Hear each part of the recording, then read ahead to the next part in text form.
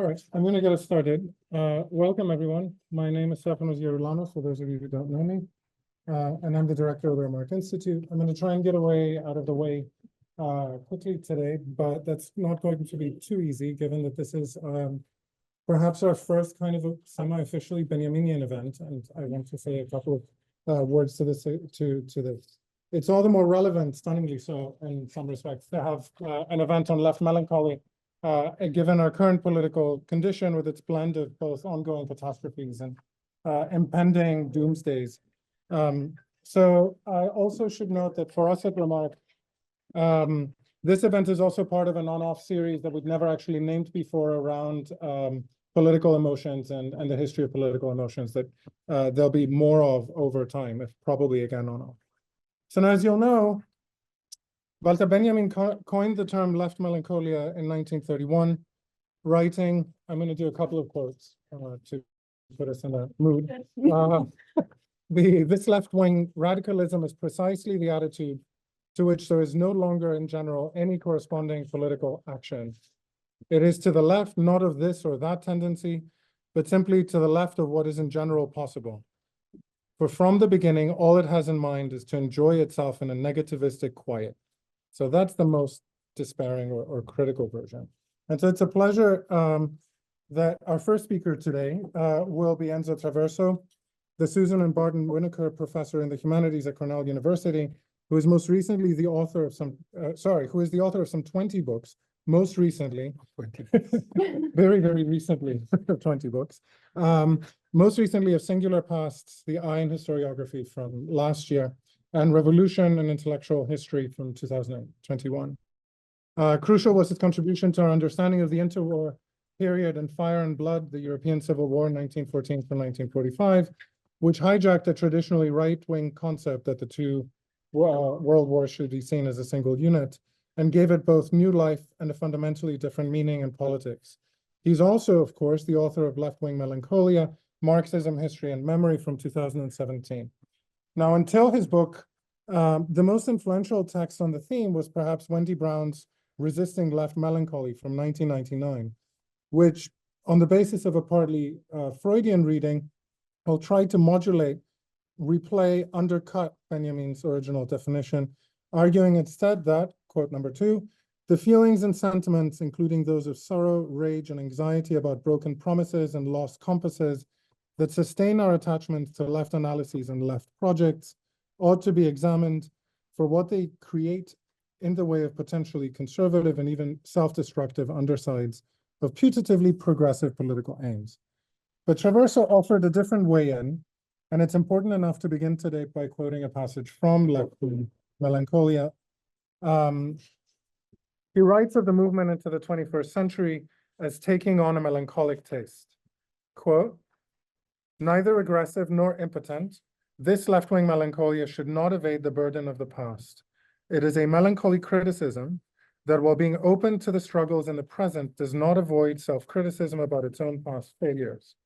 It is a melancholy criticism of a left that is not resigned to the world order sketched by neoliberalism, but that cannot furbish its intellectual armory without identifying empathetically with the vanquished of history, a large multitude inexorably joined at the end of the 20th century by an entire generation or its remains of defeated leftists. In order to be fruitful, however, this melancholia needs to become recognizable after having been removed during the previous decades, when storming heaven appeared the best way to mourn our lost comrades. Second in order of operations will be Lise Butler, second to my left, who is a senior lecturer in history at the City University of London, and this present semester is with us here at the Remarque Institute as a visiting fellow.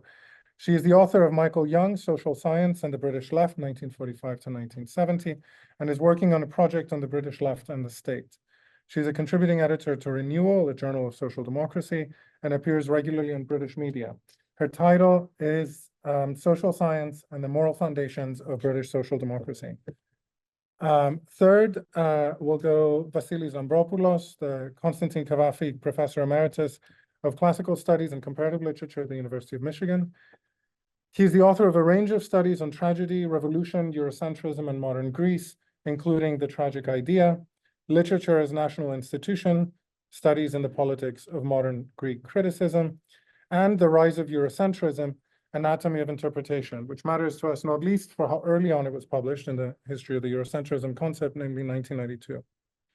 Anyway, he's been writing about neoliberal austerity and left melancholy since at least 2018, and we're delighted he's here with us today to talk about poetry between revolution and melancholia. And last but not least, Jezewska Stevens. Her work has appeared in, among other publications, Harper's, The New Yorker, The Nation, The Paris Review, New York Magazine, and she's currently teaching at Columbia. More importantly, she's the author of the novels The Exhibition of Persephone Q, which was a New York Times Book Review editor's choice, and The Visitors, as well as the short story collection Ghost Pains, which is appearing this coming week. So please get it. It was just reviewed as follows, so just to give a nice little, a better account, which actually seems quite apropos for today. Quote from the review: "Subterranean chaos has woven itself into the fabric of the quotidian in her work.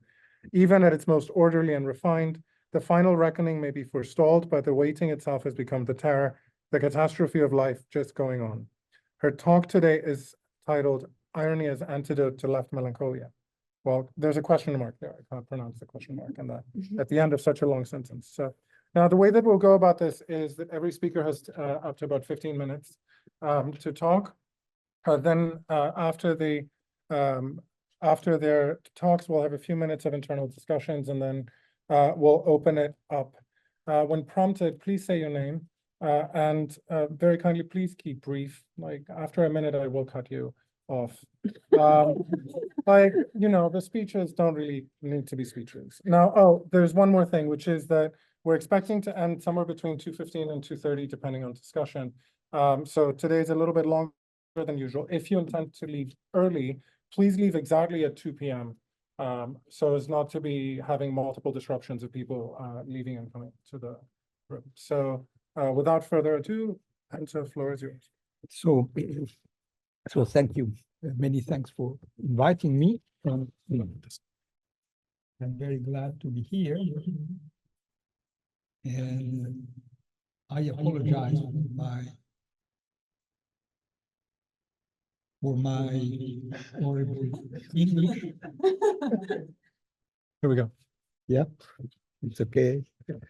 Well, in my short talk, I will focus on the concept of left-wing melancholia, which is, I think, a very significant dimension in this emotional history of the left, which is the topic of this panel.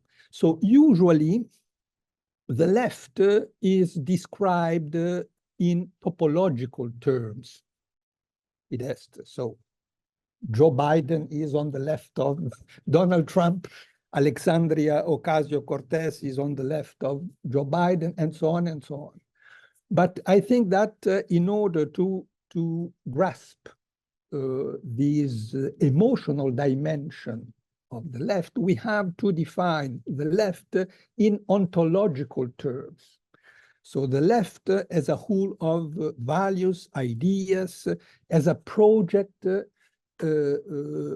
changing the world. And changing the world, of course, requires projects, requires strategies, requires ideas, requires organization, but also requires mobilizing affects, mobilizing hopes, mobilizing utopias. And without this emotional dimension, I think that most great revolutions in history would be absolutely ununderstandable.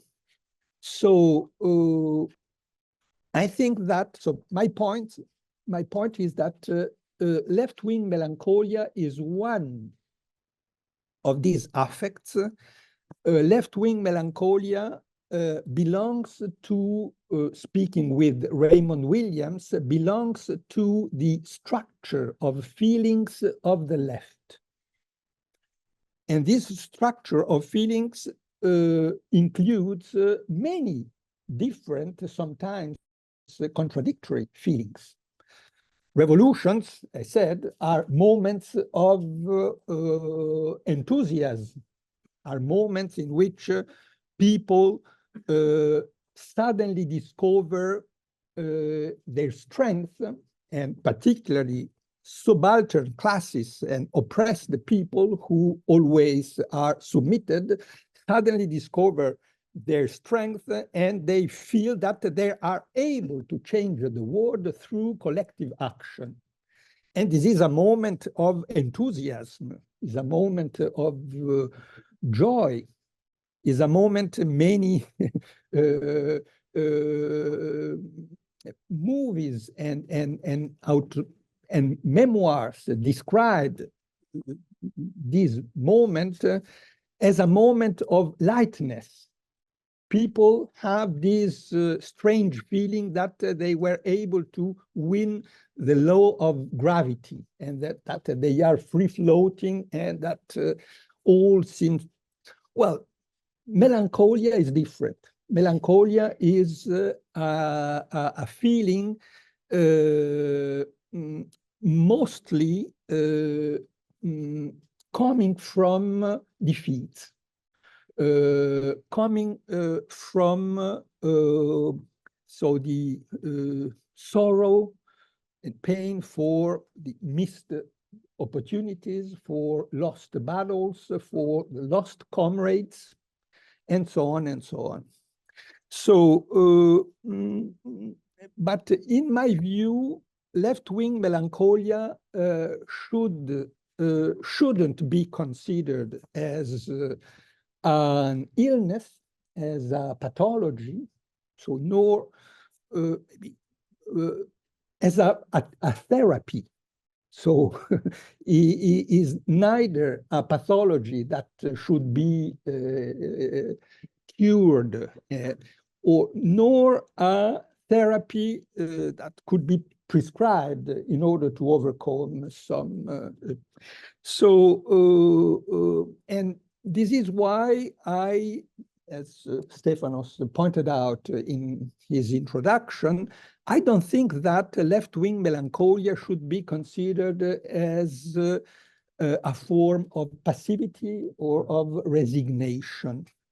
Left-wing melancholia is not incompatible at all with action, with agency. Speaking with Spinoza, so pathos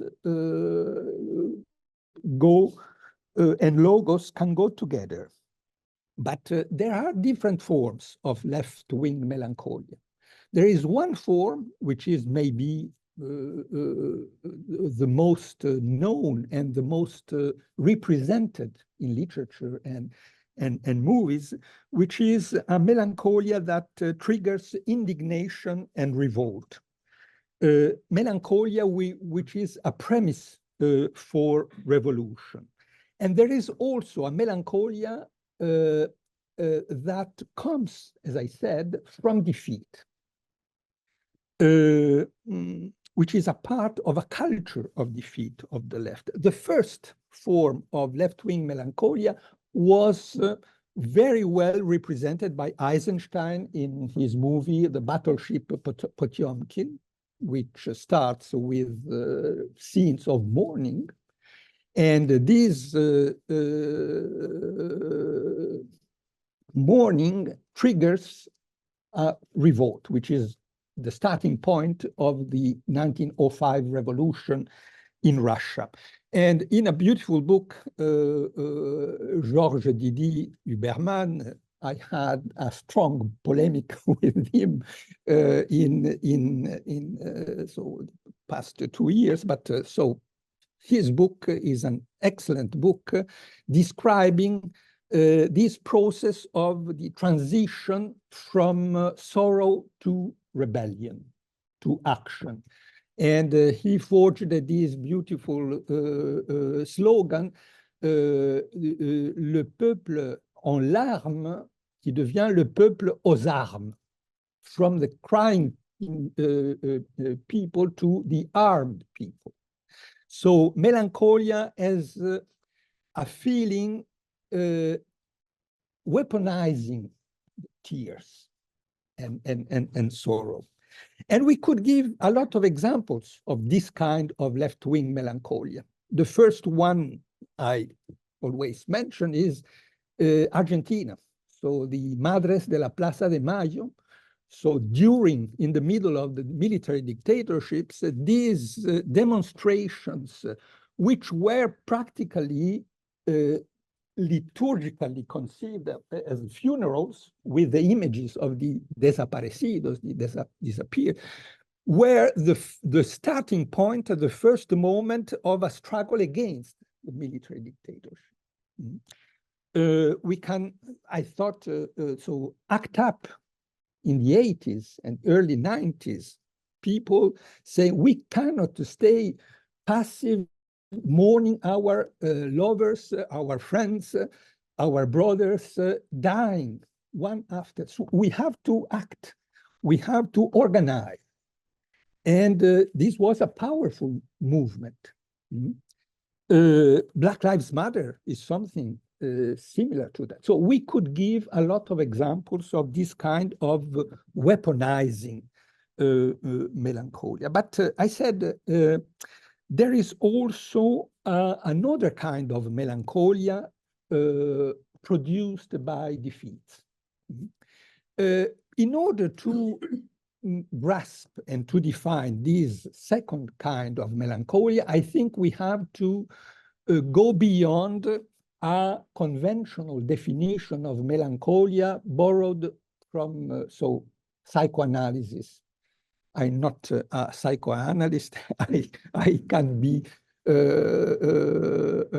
very simplistic, but so we cannot give a mechanical reading of Freud's classical texts on mourning and melancholy, written during the First World War, in which melancholia is basically described as a kind of pathological mourning. So a permanent mourning in which the mourner is unable to finish this process of bereavement and to find a new object of love, shifting its energies, its feelings to a new. And I think that this is the interpretation of left-wing melancholia suggested precisely by Wendy Brown in the 90s in an interesting text in which she depicted left-wing melancholia as a conservative tendency that impeded the emergence of a new critical and visionary spirit.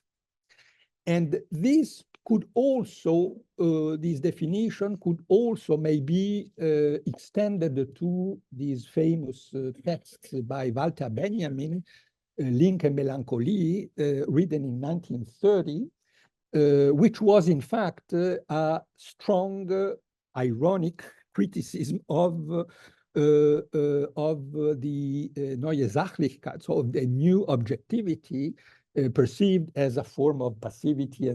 But there are many other texts written by Benjamin, particularly the Trauerspielbuch, so in which melancholia is claimed as a kind of meaning, epistemological meaning. So knowledge comes from exploring the ruins and so on. So we should be careful but in this particular historical conjuncture, I think that mechanically applying this concept of melancholia could be very dangerous, because we could say that after a defeat, the historical defeat of the revolutions of the 20th century, in a world dominated by neoliberalism and conservatism, a successful process of mourning finding could also become a kind of reconciliation with the established order. So revolution is over, communism failed, we can accept capitalism, which is a kind of natural organization of human life and so on. So in this case, I think that melancholia could be interpreted as a form of resistance. Our process of mourning is unaccomplished, is unfinished, is durable, precisely because we don't like to reconciliate ourselves with this order. A form of political resistance. And I think that this definition of left-wing melancholia could be perceived in many texts written by Marx, Blanqui, Rosa Luxemburg after the defeat of the Spartacist revolution, or Walter Benjamin, Trotsky, what Adorno called the traurige Wissenschaft in some of his texts. So, but the question which is interesting to my eyes is why this left-wing melancholia, which is a so significant dimension in the history in the emotional history of the left, was usually suppressed, was usually ignored or occulted. And I think that the main reason of that is that the history of the left in the 20th century, not only in the 20th century, but particularly in the 20th century, was dominated by a military paradigm of revolution. A military paradigm of revolution which was born of the First World War and which conceived of revolution as a military seize of conquest of power. And if we are revolutionaries, we are the soldiers of a revolutionary army whose purpose, whose project is conquering power through an armed struggle. This was the paradigm of many revolutions in Europe, in Asia, in Latin America, and so on and so on. And so a revolutionary army means hierarchies, means forms of discipline, means also gender hierarchies. Usually armies are made of male soldiers. So a lot of features that suppressed these dimensions. So a soldier has to be courageous, has to be valuable, has to be strong, energetic, has to be enthusiastic, heroic, maybe, certainly not melancholic. And so I realized that thinking about a lot of Latin American friends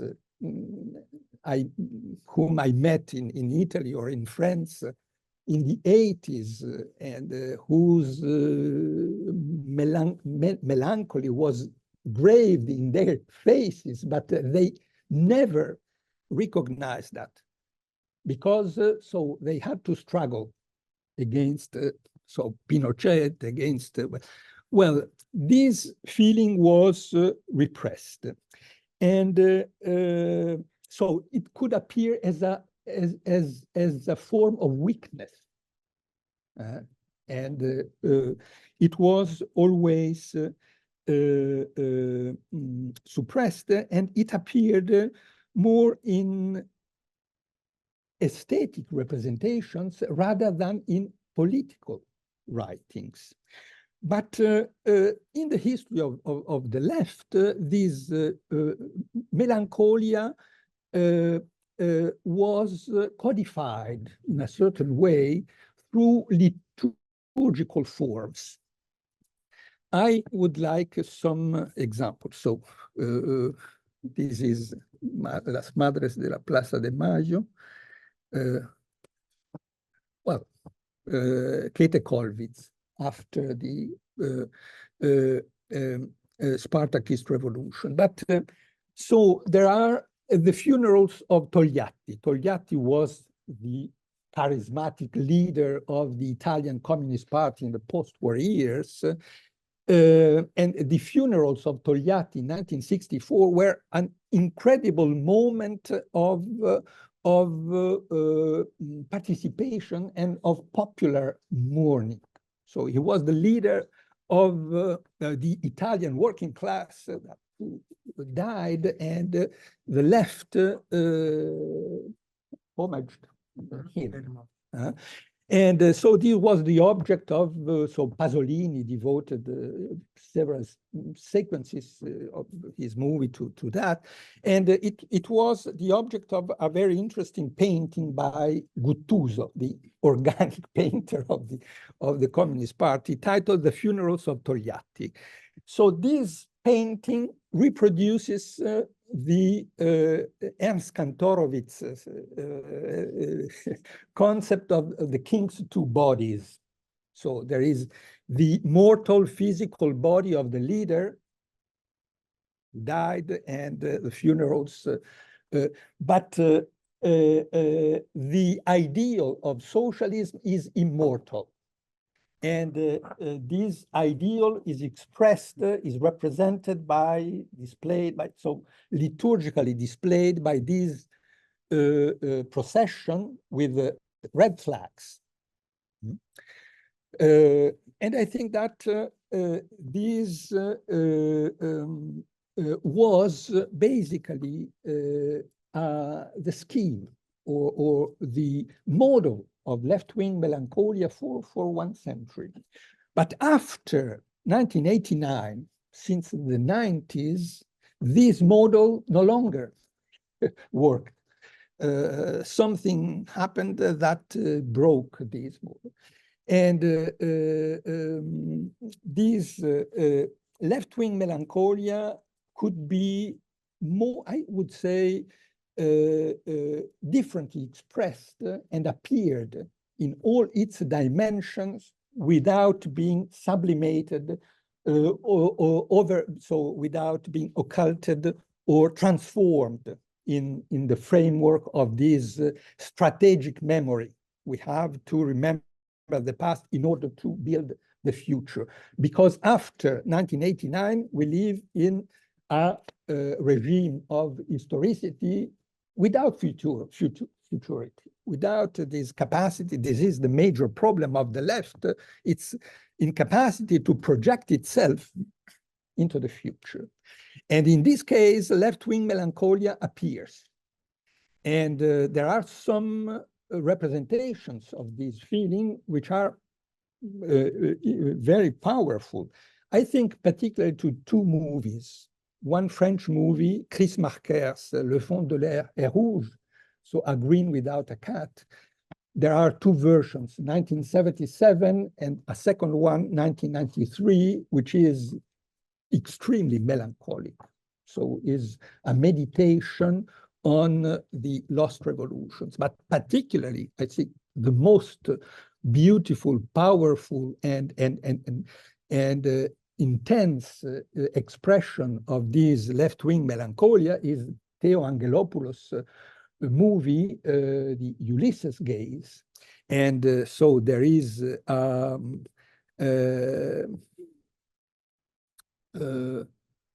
so we have no time, but so can bring it up. So there is a sequence called the Traveling Lenin, which is the broken statue of Lenin traveling throughout the Danube. So many people joined the shares of the Danube in order to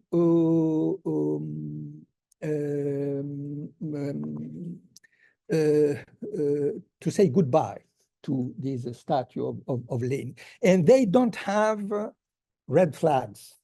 they are kneeling. So the mourning and the sorrow of this sequence is clear. I have to stop here. Thank you, Enzo, so much. Yeah.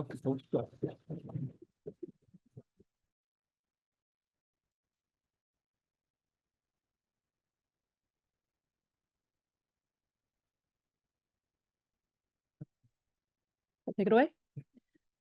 Great. Okay. Hi, thank you all for coming. I have the distinction of being the only one amongst the four of us who has not used the word melancholy in my presentation title. And I do want to stress that this is not for any lack of melancholy on my part about the state of the left. I am a historian of the British left, and my past work has closely engaged with the relationship between social science and British social democracy.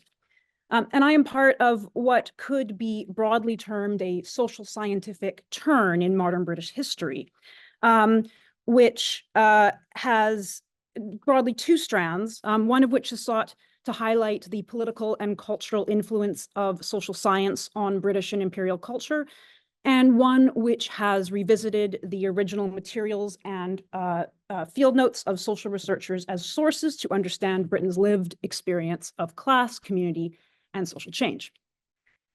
In my first, and in contrast to Enzo's 20 as of yet only book, Michael Young's Social Science and the British Left, I looked at the British sociologist and policymaker Michael Young, who I expect is best known in the US for popularizing the term meritocracy in the book, The Rise of the Meritocracy. And in this work, I argued that long-standing ethical and communitarian strands of British left-wing political thought were reinforced through a sustained engagement with Anglo-American social science from the 1940s to the 1970s. And by saying social science, I'm referring primarily to social psychology, sociology, and social anthropology. We can put psychoanalysis to one side for the present. And I looked quite a bit at post-war British social policy thinkers like Young himself, Evan Durbin, Anthony Crosland, Peter Townsend, and Richard Titmuss, and argued that these thinkers drew heavily on social science for models of cooperative citizenship and social solidarity. So for some examples of this, views or the NHS and social services were shaped, for example, by the attachment theory of the child psychologist John Bowlby, which stressed the formative influence of love in early childhood in developing emotionally healthy adults. Industrial relations policy was shaped by the ideas of the industrial psychologist Elton Mayo, who stressed the importance of group cooperation in reducing workplace discontent and industrial action. And anthropologists like Bronislaw Malinowski and Raymond Firth had an influence on housing policy. Social science, in short, provided a secular moral language for left-wing social policymakers to write and think about emotion, well-being, and human happiness.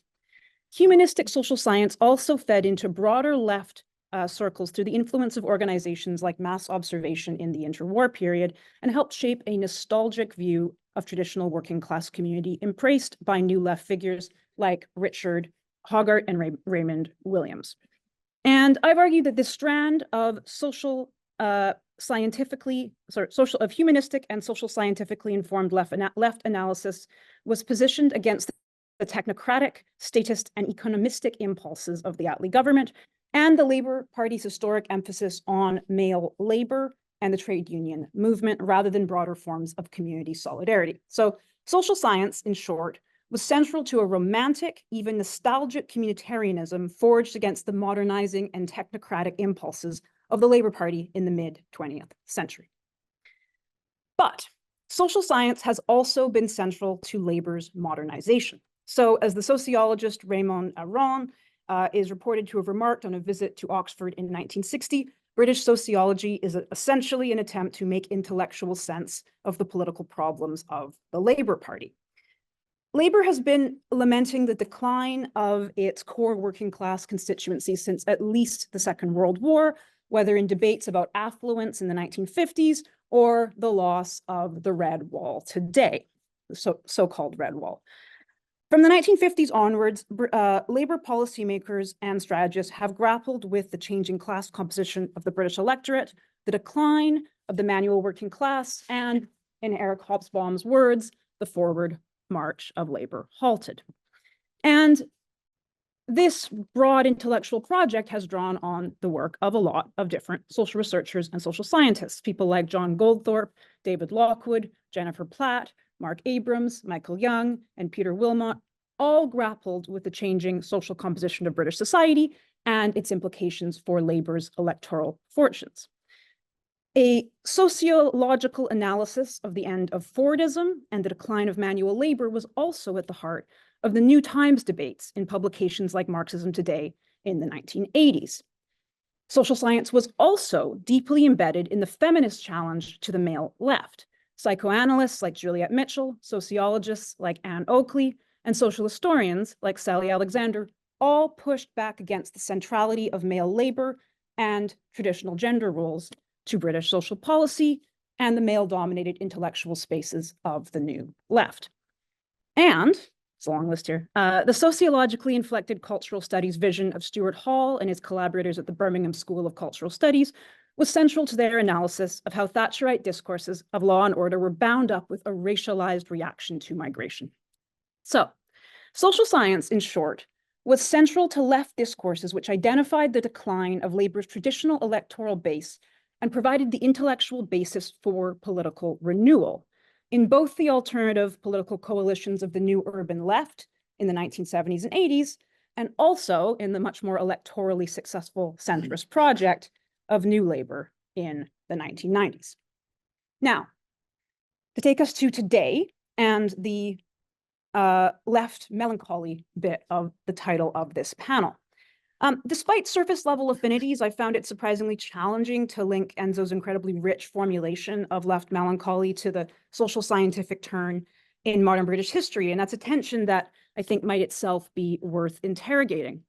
But Enzo's work and the concept of left melancholy has been useful for me in terms of thinking through, one, the ways in which the British left can be unproductively attached to past ideals, and two, the ways in which any successful left politics must implicitly integrate a history of defeat.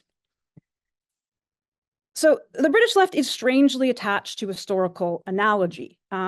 This can be convenient or interesting as a historian because people want your opinion, but I think it's less constructive for the left itself. The usual analogy, though one made less and less frequently regarding the Labour Party, is between the Starmer leadership and New Labour. But aside from the common pursuit of the political center, aided by exhaustion with a disastrous Tory administration that has far outstayed its tenure, this analogy simply doesn't work, in part because, for lack of a better word, the vibes of 2024 are radically different than those of 1997. The British political theorist Alan Finlayson has recently argued in a, as of yet, unpublished talk that I cite with his permission, that any successful social democratic project needs to attend to, again citing Raymond Williams here, the structure of feeling of the 2020s. And Finlayson characterizes this with three criteria. First, the occlusion of the future. We live in a strange moment where songs written decades ago by Tracy Chapman and Kate Bush are again topping the music charts, and in which the climate crisis and the worsening economic prospects for younger generations have limited the horizons of our political imagination. Second, we face a crisis of interpretation and authenticity linked to AI and disinformation. Third, we face the depoliticization of work as evidenced in wage stagnation and labor market withdrawal. These conditions, Finlayson argues, produce a lack of autonomy, an inability to act as free agents in our individual daily lives, and a pervasive sense of powerlessness and humiliation, all of which jar with a conventional social democratic narrative of progress. For Finlayson, then, a successful left politics must not sidestep these conditions, but articulate and harness them, just as Stuart Hall observed about Thatcherism, the right was able to offer a diagnosis of the crisis of the 1970s, which provided a justification for its own transformative legislative agenda.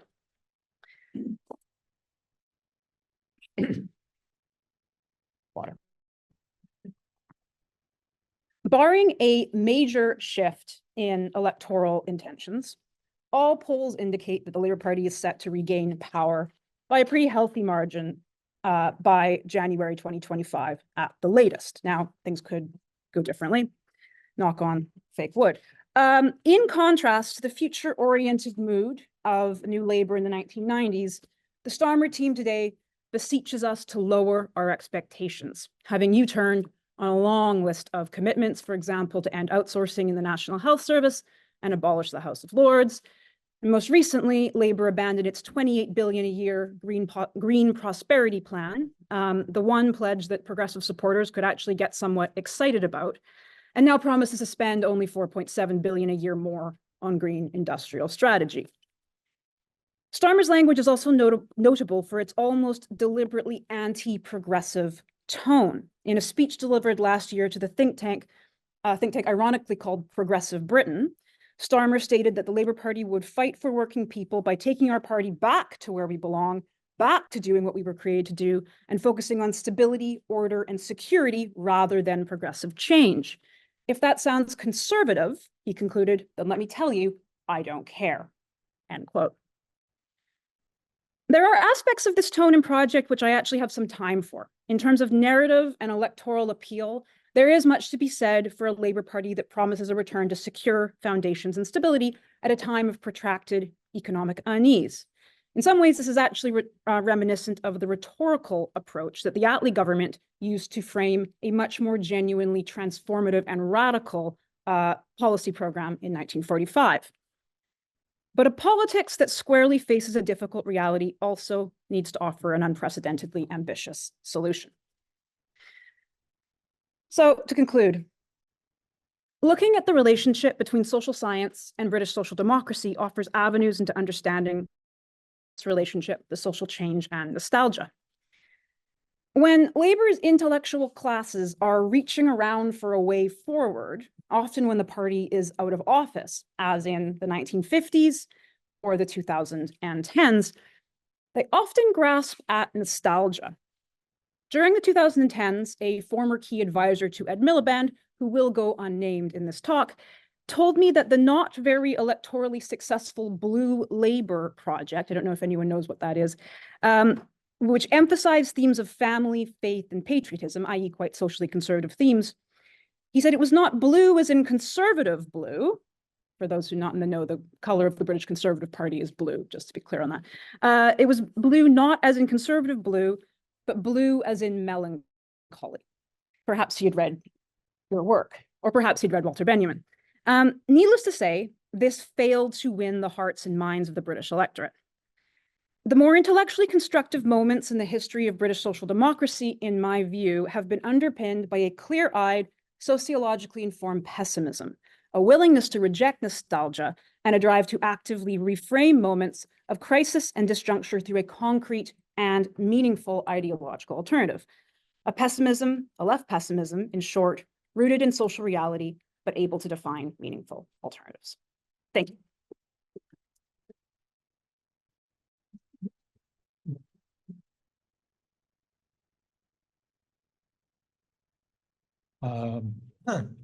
Thank you, Stephanie, for inviting us here. Thank you, Sam, for making it possible.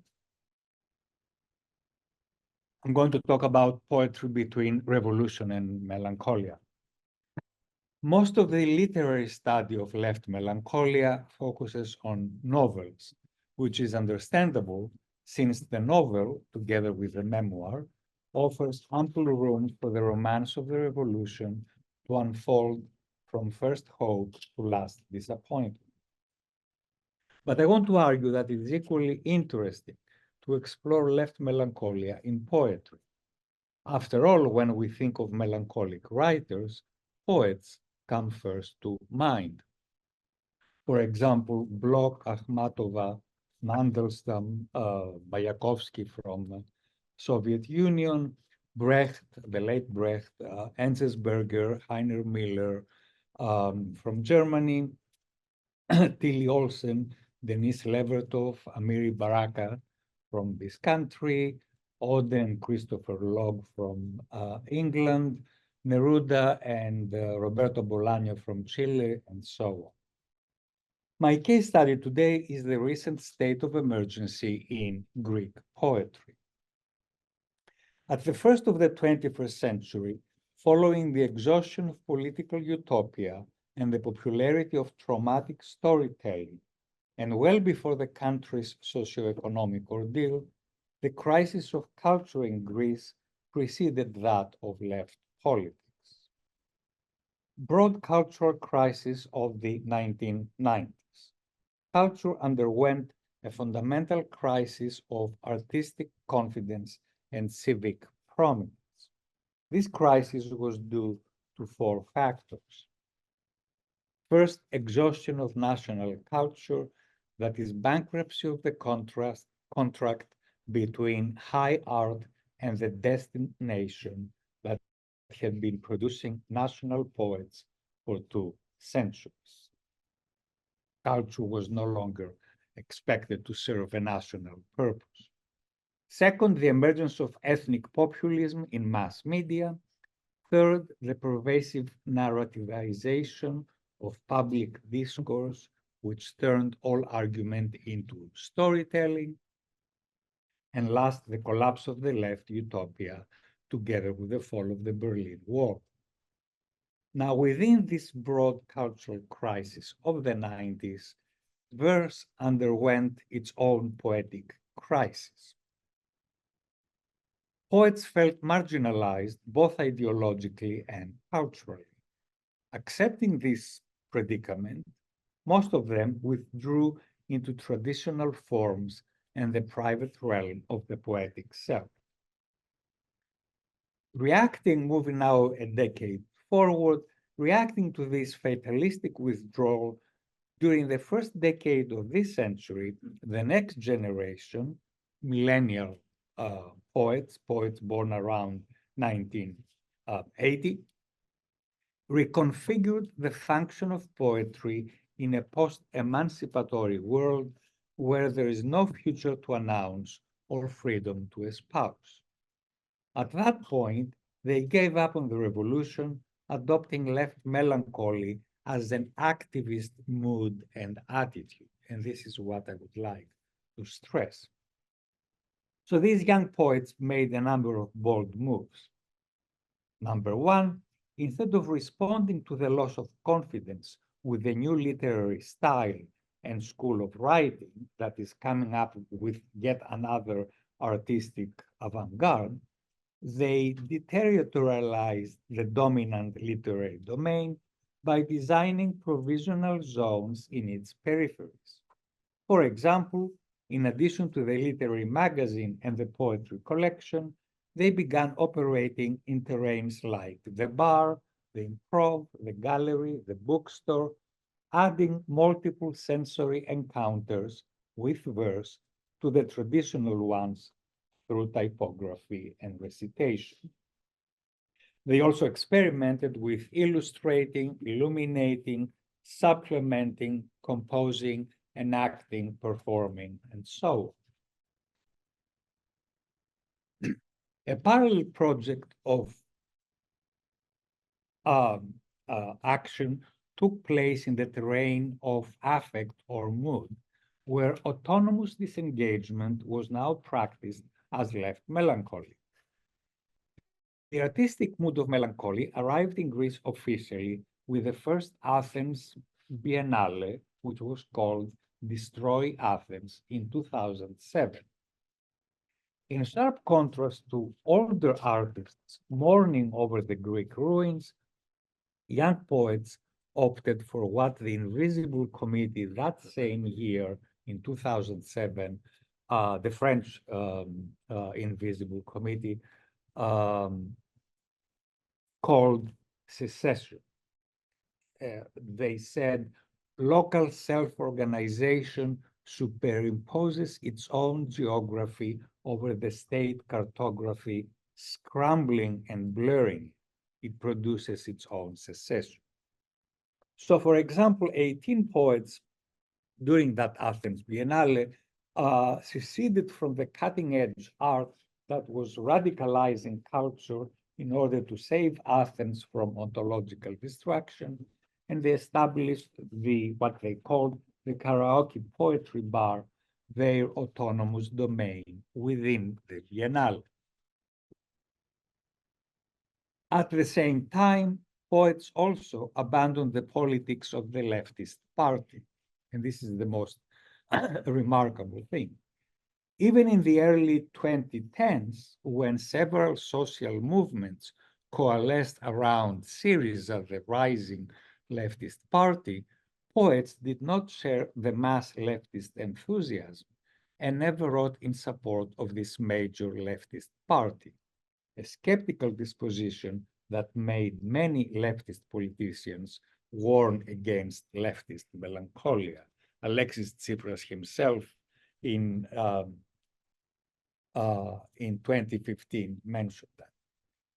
Working from the standpoint of the inability of artists to destroy the metaphysics of Greekness, poets were able to anticipate not only the coming insurrection of Athens in December 2008, the Greek event in Badiou's sense of the 21st century, but also the ensuing financial crisis and the self-implosion of the left once it came to power in 2015, once Syriza became government.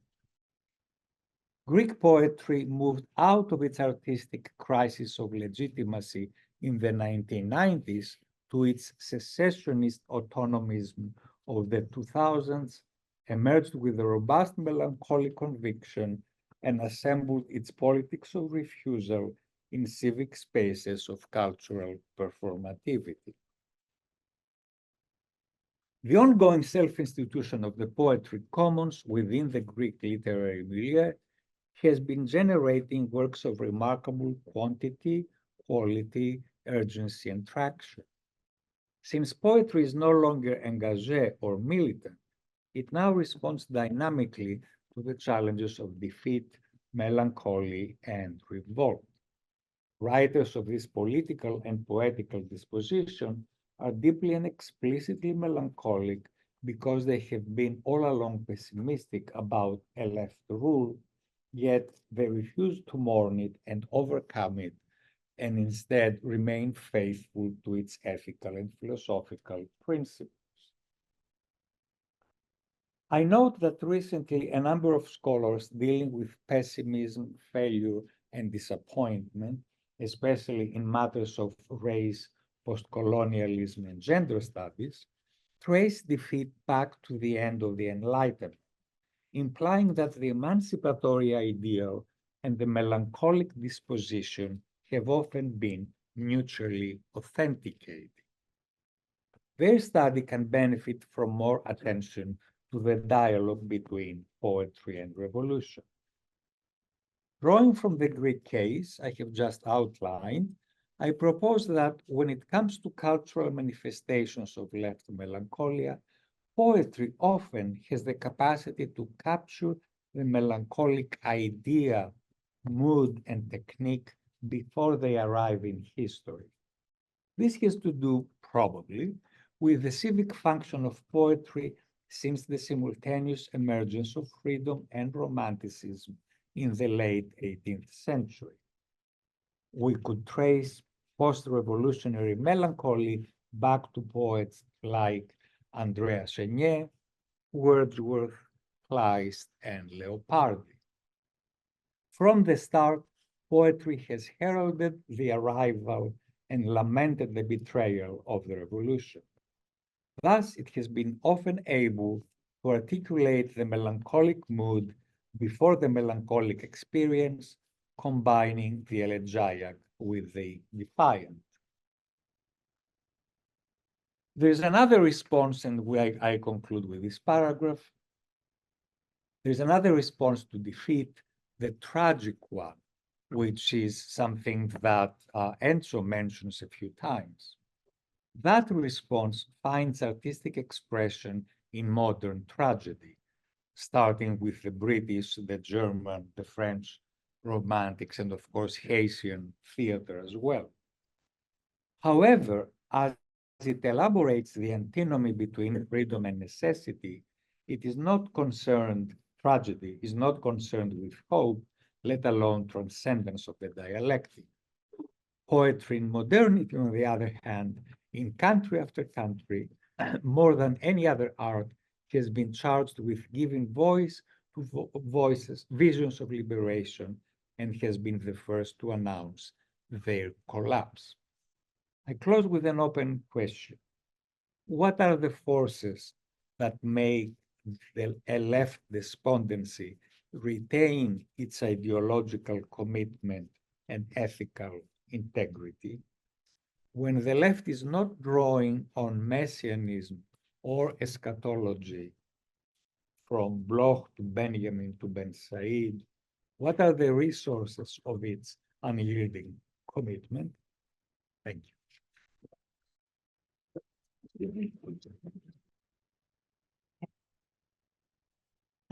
Thank you. So I too will start with the caveats, which is that I am a novelist. And novelists do not make for particularly good ideologues, nor even always for particularly good political thinkers. A novelist is maybe least of all suited for moonlighting as a historian, for example, a historian of the left. After all, we make stuff up. In one narrow sense, however, the novelist is not so unlike the historian, and that both proceed in the descriptive mode. The novelist dedicates herself to the project of describing what it's like to be alive today, or at all, while the historian describes the past. I want to start then in this descriptive spirit and in the present, by offering a few accounts of contemporary left melancholia that I've observed in my own writing and reporting.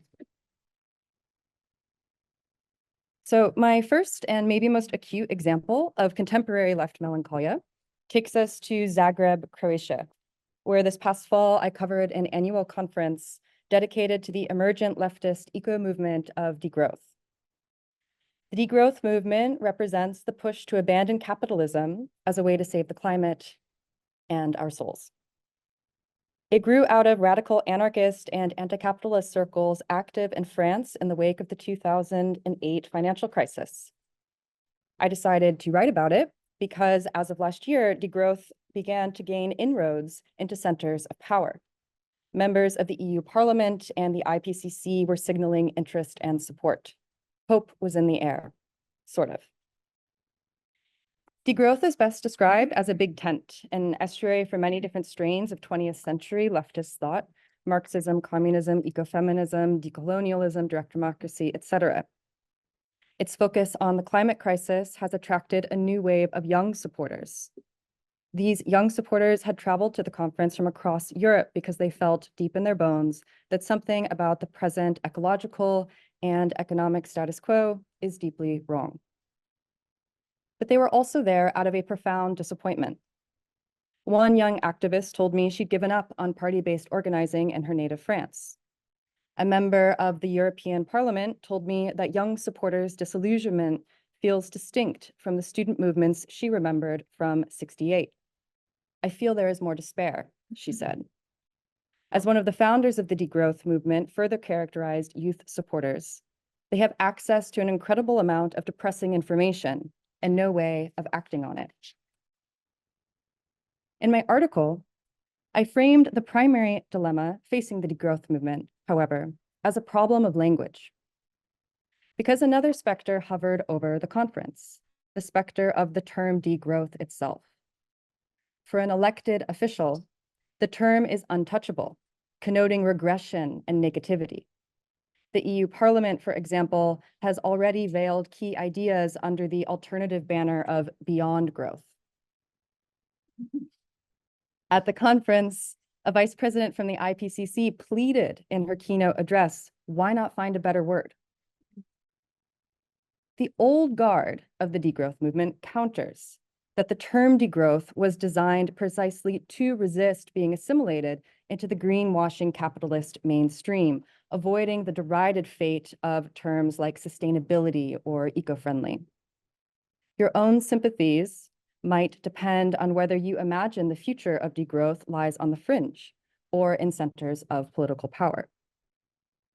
But I also want to point out that the melancholic sentiments expressed by the climate movement in this corner of it also represent a temporal disruption to left melancholia proper, or at least some of the definitions that we've seen, which is so often framed as backward-looking. The climate movement is fundamentally future-oriented and youthful and leftist, and those are reasons for hope. On the other hand, as climate legislation lags behind targets, it risks reifying into a kind of weird melancholia of the future, a longing for the futures that never were. My next example of left melancholia features recent leftist history, fictionalized in my second novel called The Visitors. Set just after the 2008 financial crisis, The Visitors offers an alternative, not necessarily less melancholic, history of the Occupy movement. When I wrote it, I was preoccupied above all with the idea of what we ought to do when we lose faith in our ability to shape or reshape the social and economic environments we inhabit. The novel focuses largely on a single protagonist, a former textile artist and now craft store owner mired in debt. She isn't particularly politically active, but she suffers from the sense that, like quantitative easing in a zero interest rate environment, every attempt to improve her or others' lots amounts to pushing on a string. Framed as a systems novel, The Visitors picks up various systems or modes of expressing and redirecting this emotional state. In other words, it explores what languages we might use to communicate our profound desire for a different world. I explored, for example, the mode of violent resistance in the form of an eco-terrorist group that hovers over the book. I explored art as a tangible system of communication in a moment when markets and algorithms abstract speech and experience into a realm of intangible recursive data crunching. I explored the idea of markets themselves as a kind of massive computer and public megaphone, an idea put forward by the founder of neoliberalism, Friedrich Hayek, who believed that markets aggregate individual preferences into the collective expression or articulation of public opinion under the sign of the perfect price. And I explored the idea of public protest as a far more trusted vocabulary for public expression, the one that led to great disappointment in 2011. Movements like Occupy or the contemporaneous Arab Spring found profoundly resonant vocabularies for articulating collective experiences of economic and civic oppression. And yet today, they are widely regarded as failed movements for not bringing about lasting, tangible change. So in an oft-cited and already cited 1999 essay, Wendy Brown defined left melancholia as an emotional state that arises from some unaccountable loss signified by the terms left, socialism, Marx, or movement. It is an emotional state that is furthermore mournful, conservative, and backward-looking. Brown, as we've pointed out, takes a psychoanalytical approach here. Using a Freudian framework for neurosis, she shows how leftist ideologies, vocabularies, and unrealized dreams can become reified into objects of melancholy. As a result, clinging to the past becomes more pleasurable and emotionally important to us than attachment to the present. She nearly defined left melancholy, however, not only in terms of psychology, but as a problem of language. Left melancholy is just as rooted, she wrote, in the left's refusal of the, quote, importance of the subject and the subjective, the question of style, and the problem of language. She cites the late sociologist Stuart Hall here for support, whose earlier examination of left failure under Reagan Thatcherism makes the importance of this problem of language to the problem of politics even clearer. As Thatcherism clearly shows, Hall wrote, politics actually works more like the logic of language. You can always put it another way if you try hard enough. So I won't spend too much more time on definitions here following the others that we've heard, but suffice to say, it's this suggestion of left melancholia as a problem of language that interests me most, both as a novelist and as a leftist. In framing left melancholy as a problem of language, I'm leaning on Richard Rorty, who along with, who could easily be cited as a thorn in the side of the left melancholic. Nevertheless, let's say that left melancholia is produced by a gap between the individual's emotional state and desires and the political potential of her zeitgeist, a kind of psychic lag, as Hannah Proctor describes it in her forthcoming book, Burnout. Viewing this psychological state as a problem of language, I want to suggest, becomes usefully reparative. As Rorty argues, it's a gap that can be bridged by adopting the right vocabulary, in particular, 2 vocabularies for each of these realms, the private and the public. In his book, Contingency, Irony, and Solidarity, Rorty argues that the spheres of the private, individual, and the public political, along with their corresponding progressive projects, are equally valid but incommensurable. It follows for him that most of our political and philosophical problems arise from a misguided attempt to use one vocabulary to unite both of these projects, when in reality, they might require different languages. The vocabulary of self-creation is necessarily private, unshared, unsuited to argument, Rorty writes, while the vocabulary of justice is necessarily public and shared, a medium for argumentative exchange. In other words, no theory about the nature of society or man or rationality is going to synthesize Nietzsche with Marx, end quote. The project of public vocabulary, Rorty suggests, is the creation of solidarity. For example, writers like George Orwell or Marx or the novelist Doris Lessing aimed to re-describe what it's like to be alive, or especially what it's like to be another person. Ultimately, they expanded our imagination for who is included under the sign of we or us. Their descriptions of political and public life generated solidarity. The languages of writers like Proust or Nietzsche, by contrast, is the private language of self-creation. These writers aim to liberate the self from others' descriptions of them, to create and especially to style the self against the past and on one's own terms. The suggestion is that we can become fluent in both without collapsing them into one. In literary fields, we often say that wherever there is a distance between what is said and what is meant, whenever an individual toggles between 2 meanings at once, not letting on which is truest, there's an opportunity for irony. Recognizing that one can become fluent in 2 equally valid but incommensurable languages at once, while never settling into a reified habit of mind in either, likewise suggests an attitude of irony.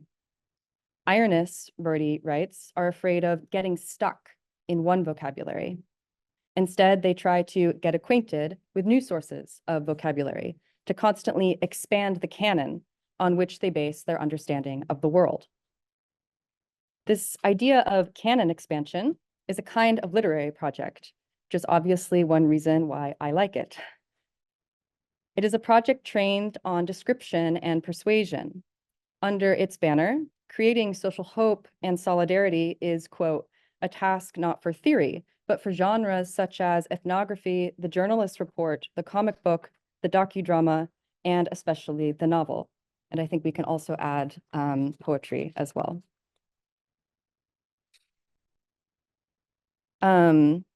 Yet there are a number of queasy-making caveats to the attitude of the ironist, especially as she ventures into the realm of politics. The first is the accusation of relativism. This is a more academic point that I'll mostly bracket here, but suffice to say the validity of this accusation depends on whether or not you've given up on metaphysics and essential moral truths, someone like Rorty has, or else follow in the wake of Wittgenstein, and Rorty does. A second caveat, more emotional and intuitive in nature, is that in sacrificing endgames and final vocabularies, the ironist gives up on being a good person through the expression of politics, or the idea of having history on one's side. The most important caveat to me, however, is the temptation to use irony itself as a political mode or a public language. As Rorty writes, irony seems inherently a private matter. It's not suited for serving as a culture's founding public rhetoric. It is, we might say, a kind of coping mechanism. It's a way to shuttle between public and private aims, and indeed to stop demanding that private life and that a private individual always and her times always be perfectly in sync. The ironist is therefore faced not only with the logical, but I would say moral responsibility of not conflating her vocabularies, of not leveraging the language of self-creation for the project of state creation, nor of quashing self-creation under the totality of the state. Of course, not everyone follows this wisdom.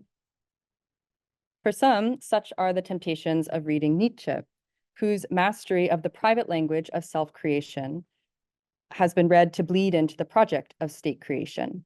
Historically, dangerous minds have conflated Nietzsche's radical redescription of the individual with the description of a larger-than-life character called something like Germany or Europe. So how do we separate then the ironism of the leftist ironist from that of the dangerous public ironist who conflates self-creation with state creation? In particular, so I ask in this incredibly earnest talk, how do we leverage irony for both social hope and individual self-preservation while refusing the temptations of, say, the internet native, apparently populist, yet actually elitist ironist who is a day wholly ascendant on the right, and I would argue in the culture in general? The kind of ironist who uses his, and it is almost always a he, ironic sensibility to make his own private language of self-creation seem like a public political project, and who can today credibly claim to control the cultural avant-garde. I am thinking of figures like the internet phenomenon of Bronze Age pervert, whose main, this is serious though, it's quite frightening if anyone has read about it, whose main influence is Nietzsche, and the fact that we're laughing at this name is exactly what I'm talking about. And whose main influence is Nietzsche, and whose willfully offensive anti-woman, anti-Semitic, and racist treatises are meant to be taken by one audience as an ironic joke that turns wokeness on its head, but are just as intentionally meant to be read by the happy few who see through his apparent irony to a serious call to arms to dismantle the liberal state. The argument behind all this LOLing is that equality and emancipation of the weak, that is non-white, non-males, has shackled the self-creation of the strong, that is white men. The liberal state thus gets in the way of the far-right project of individual self-creation. Its very existence becomes a personal insult. How can leftist rhetoric not only compete, but resist a leftist ironic rhetoric not only compete, but resist making such mistakes? And this leaves me with the question mark included in the title to this talk: is irony an antidote to left melancholia? It depends on what type, and above all, on the ability to distinguish private versus public projects.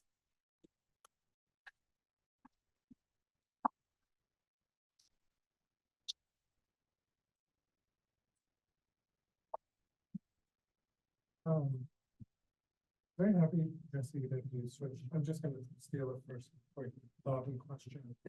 I'll direct this to everybody on the panel, but very happy that you moved into the present as directly as you did, not least because, I mean, there's also, let's say, a wholly different condition, which I'm curious how this relates to all the presentations. Namely, that you can speak of a generation of relatively young people, and not even that young anymore, grew up through Obama 2 and Trump, or Brexit and a decade of a conservative government, or, you know, the sort of whatever it is that the German government exactly is politically.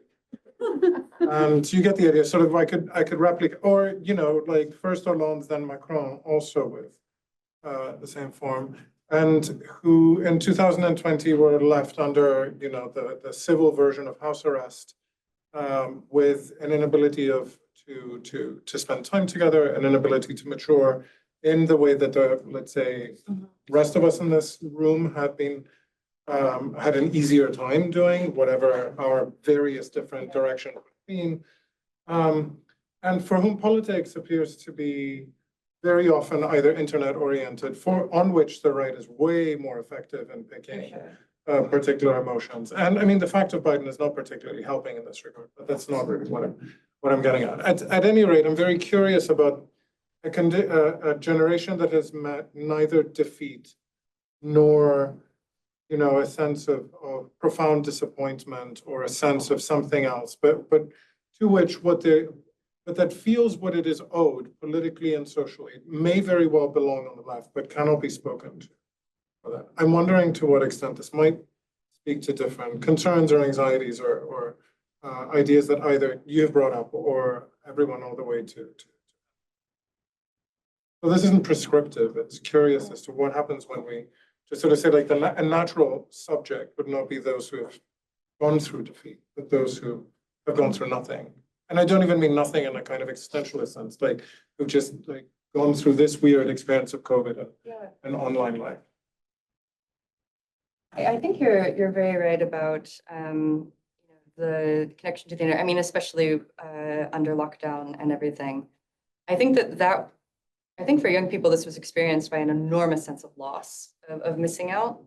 In terms of defeat, you know, I'm a millennial, so, you know, I'm the Obama generation, right? But in terms of defeat and maybe not having experienced political defeat, I feel like for young people, the ongoing climate catastrophe is this experience of permanent defeat and just unfolding in front of them, sort of from before and into their, you know, age of political maturity and when they can vote and when they can be active. So I think that is maybe a new moment of the left melancholia that we've been discussing. Description you gave earlier of the like huge amounts of information and nowhere for it to be. Yeah, put. exactly. Yeah. I don't know if this speaks to anybody else. Please. Yeah, from, I guess, just my own teaching, I think I'm probably more optimistic about young people's political engagement, political consciousness, and sense of political possibility. I do think that the climate catastrophe is experienced differently by younger people than it is for millennials or for them and more existentially. But I think that can also be overstated sometimes in the way that it's covered. I think very vocal already dominate the way in which that's expressed. What I am concerned about in terms of the political sensibilities of young people is the radicalization of young men and increasing gender divides, which I think are going to be a really big in my own specific teaching and linking this somewhat to my talk, I guess, in terms of the British left more specifically, one of the things I've noticed, which is intriguing about my students, is that they seem to have sort of forgotten about the end of history in a sense. There's a sense in which the political, I mean, you know, they're all born in what, in like 2004, right? Or, I mean, right? And they've forgotten about the Iraq War.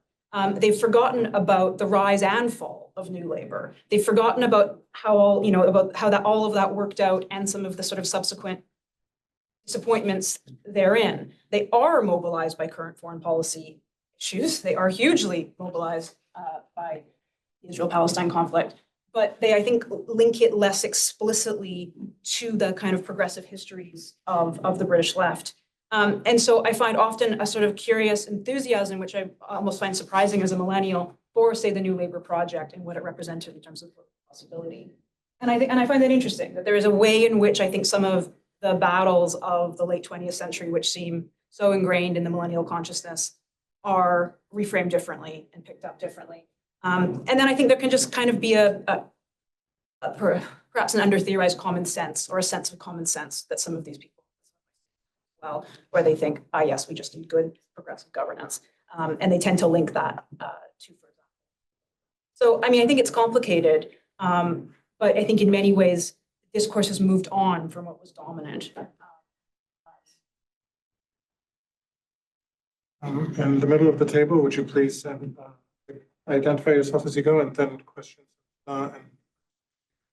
Let's take 3 at a time. So My name is Ido de Haan, Utrecht University, the Netherlands. I have a question about what the content of what is actually lost for the left movement. And there are several alternatives that have been presented here. So the loss of utopian energy, of an ideal, or loss of a working class constituency. But from the presentation, I get the impression that what is mostly lost is a sense of struggle, sense of fighting for something. And I was therefore a little bit puzzled by the remark of Enzo Traverso that the militaristic aspect was the negation of melancholia. Well, I would say it is the content of melancholia. It is the fact that you kind of existential challenge that you have as being part of the leftist movement that has been lost already for quite a long time. Partly due, I guess, also because of the turn towards a more technocratic kind of leftist project, is a social science-led project. So I was wondering to what extent you think that kind of sense of being part of a struggle, having a vocabulary which is both private and public, is in fact what is mainly lost. you can all take them up as you'd like. Yeah, short questions to Enzo and Lise. Thank you very much. Enzo, I really want to give you the opportunity to say what is shortly, what is the argument with Didi Oberman, because, you know, his work on, you know, the small illuminations, the fireflies, is such a huge inspiration, especially for me as an Israeli lefty. You know, we cling to any kind of sign of hope, even in the small little things. So I'm really curious what is the bone of contention with his particular take on melancholia. And in fascist darkness, what is it that we can cling to? And listen, thank you so much. You know, when I teach my students, I show them this horrible series on Thatcher called The Death of a Revolutionary, where there's a fragment where Neil Kinnock is saying, yeah, of course I wanted my parents to buy the council houses. It just makes sense, right? So this is the shift to what is common sense is what I would like you to elaborate more on, because what confused me in what you said is the technocracy part, right? So there is a technocracy, and you know, this is what makes sense to do. And you sort of ended your presentation with saying social reality, like we need to be realistic. So if you can just elaborate on this, what do you mean by that? Hello, I am Maria Malaga. I work as a psychiatrist in Brooklyn. And my question is following on the first one, specifically to Dr. Traverso. If you can talk about your observations of the influence of this melancholia, the left melancholia, specifically in New Yorkers. I know that you live in New York, you teach in Cornell, and I am curious because I work with a lot of New Yorkers of many ages.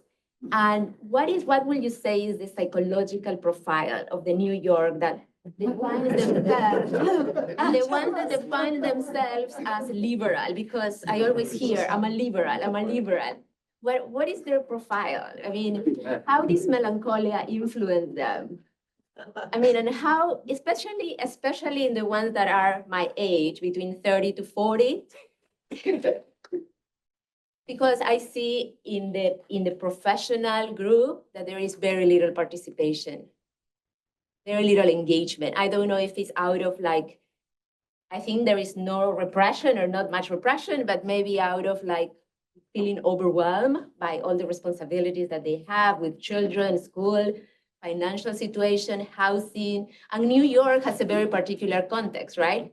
We are experiencing severe housing issues. We are experiencing climate change, immigration, and all of us New Yorkers, we are coming from other countries. And I always think about the parallel between my country, Peru, and how the political people is, and from France, where my husband is, and Latin American in general, if you can talk about it. Thank you. You should get us started. Issues. Maybe several questions.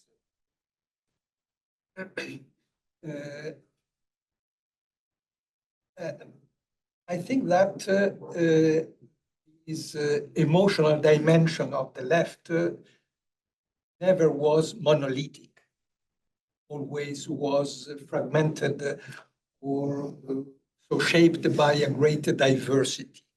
And this diversity is very frequently, very often related to generational divide. And so what is distinguishing our regime of historicity, our historical context, beginning of the 21st century, is this the absence of futurity. So what Reinhard Koselleck defined as the dialectic of history, the past as a field of experience, the future as a horizon of expectation, and the present as the interaction between past and future. So this dialectic of history is broken. And we live in a time in which past and future are closed into the present, which is coming a kind of, speaking with Weber, a kind of iron cage. And the left, so the biggest challenge for the left is breaking the walls of this iron cage and define a new perspective. So this absence of futurity, this incapacity to project ourselves into the future, is lived by the new generation, by young people, as a lack. For my generation, is rather lived experience as a loss of an idea of futurity, which was overwhelming. When I was 20 years old, I discovered politics. So that meant, for my generation, inscribing myself into a tradition, into a history. The left had a history, the left had a memory. The left had also a memory codified in a lot of symbols, liturgies,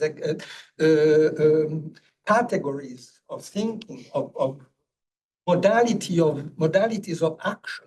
And this disappeared.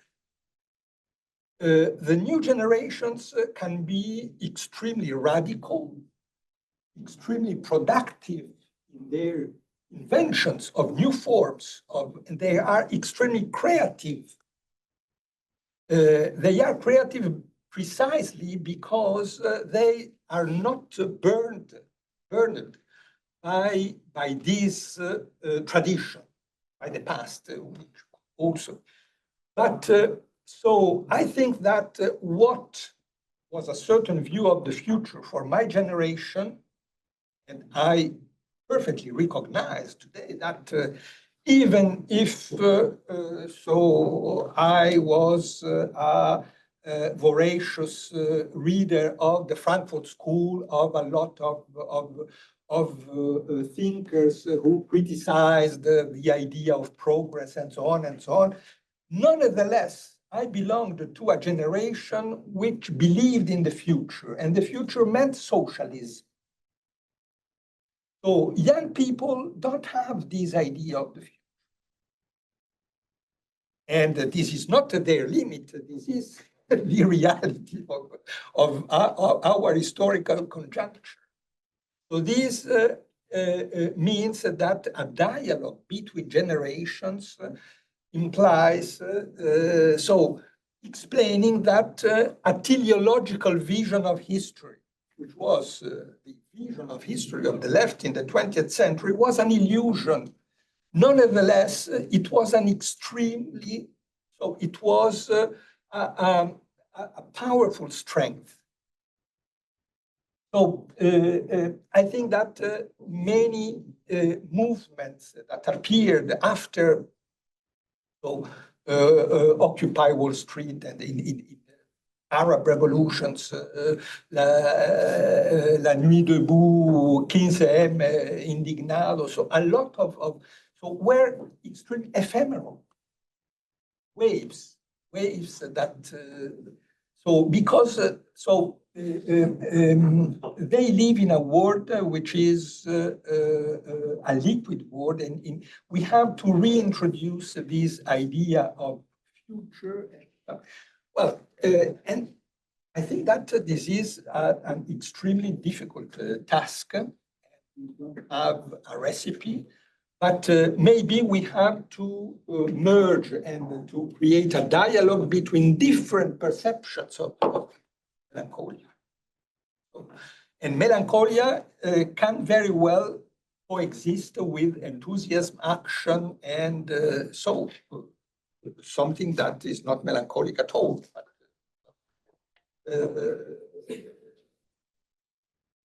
I claim that melancholia, which is not nostalgic, I'm certainly not nostalgic of a Bolshevik model for the left. I don't think this would be productive for the left in the 21st century. But I think that we have to understand that why to despise or to suppress or to be shameful for being nostalgic of a time in which, so we believed in the future. So that was a strength, and well. Remember. Yeah, just, you know, with that idea of there was a vision for the future, and then that is the task to come up with a new vision. And I think there's another question on, you know, is what the left has lost, like a sense of struggle. I think that also brought up, you know, wanted something that's rooted in social realities, and then also that idea of regrouping in moments of. I am attracted to this idea of description and persuasion, and find it motivating because I do find it to be future oriented, but not necessarily towards a kind of endpoint. And if we feel engaged in trying to describe social realities, trying to describe experiences, trying to describe life that matters to our public and to a target electorate, that this is a forward moving kind of progressive project. And yet we don't have to come up with, you know, the endpoint for the future. So I find there to be energy and a sense of struggle, a sense of a project, something motivating in that attitude. I now have the historians brigade, so 1 second. Oh, go ahead. Hilla Yeah, had let's go. respond to Hilla's question. Hilla's question was, what do you mean by social reality? So thank you for that. That is you know, to a historian, that's actually not a term that, you know, we use very much. So, but I think broadly speaking, perhaps to restate what I was trying to do in my remarks a bit more clearly, I familiarized myself with the concept of left melancholy, which I hadn't been up to this point. I read your book, very brilliant book, by the way. Anyone who hasn't read it, really, truly brilliant. And was sort of trying to think about the ways in which temporality, ideas of progress and nostalgia map on to this tradition, which I've looked at, which is, you know, of social scientifically inflected British social policy. And I think that, you know, what I settled on here, and perhaps didn't convey clearly enough, is that there are ways in which there are different teleologies to that relationship. There are some spaces in which British social policy has been influenced by social science to be very socially conservative, right? There is a tradition that reifies a romantic communitarianism and a kind of white working class identity. There is also another tradition of looking at the changing sociological reality of British society and saying, we need to adapt, the left needs to adapt this political project. And for me, that is more optimistic and that is more positive. So that's sort of what I'm trying to get at. Now, I just used the word optimistic and positive, which may have been an error here insofar as what we are. I think what's really important is to clearly face with pessimism social reality. And insofar as you ask me, what does it mean to, what do you mean by social reality? To my mind, a progressive politics which faces the social reality of the economic and housing and climate crisis in modern Britain cannot roll back on a green prosperity plan, right? I suppose in essence, taking seriously a pessimistic politics of the present moment requires concrete action of that sort. So yeah, I'm not sure if that's helpful, but thank you for giving me the opportunity to try and re-articulate my whole kind of. So 3 questions to go. One is from Juliana Hamidas, who is a professor of history at the University of Wisconsin-Madison and who is online. So the first one is for Jessi. Are you pushing back against one of the common senses, so to speak, that we've inherited from the 60s, that the personal is political, and calling for a renewed scission, clarity between those 2 languages, that is the personal private and the political public? If so, how would that address Lisa's point, which she takes to be that a successful left-wing politics in the 2020s must engage with rather than push against the emotional or the 2020s, a common sense that is more grounded than ever in the notion that the personal is or shapes. Yeah, I don't actually, I didn't find, I don't know if I picked up on that same tension. And I think we're arguing actually for something very similar. I also. Okay, go ahead, and then I'll go for the other two. Yeah, but maybe it's interesting to bring up. I think that is sort of veiled in this argument, and that there are obviously been a lot of debates, and I think it's a bit of a live wire on the left of identity politics, that the personal is political, and what is the extent to which that becomes the leftist platform. I don't know if I'm arguing, I don't think I would feel comfortable arguing against the idea of the personal is political. I do think that we should think of, I think we can have multiple vocabularies, that I don't think it should be our only vocabulary. And I also think that we should measure, if we think of politics as the vocabularies that we use as engaged in persuasion, then I think we should also look at, where we are persuasive. And in the present moment, I think that the left, as someone else brought up, electoral loss as well. And again, I like this idea of description, because I don't think that you need to lose or shed ideas and vocabularies in order to describe things better and to update your vocabulary for a new moment, also with the aim of being as persuasive as you can be I would imagine a broad audience, but whoever we imagine that audience to be.